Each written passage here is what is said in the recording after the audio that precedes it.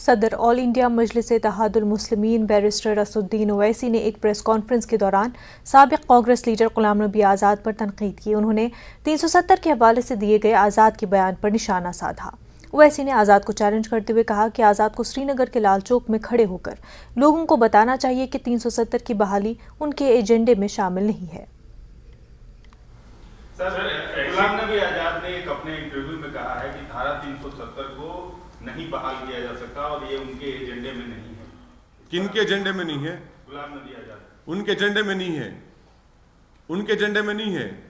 अच्छा, उनके एजेंडे में नहीं है तो वो बोलेंगे, वो जाएं वैली में लाल चौक में खड़े होकर बोल दे बात ये, वो जाकर लाल चौक में खड़े होकर बोल दे बात ये। कोर्ट, सुप्रीम कोर्ट में केस है अभी, वो क्या प्रीजज कर रहे हैं सुप्रीम कोर्ट के जजमेंट को? क्या वो भी कुछ राज मालूम है उनको बता दें? भाई मसला सुप्रीम कोर्ट में भी जेरे दौरान है, बोल रहे हैं तो मुझे ताज्जुब हो रहा है। वक्त हो गया एक छोटे से ब्रेक का, जल्द होंगे हाजिर।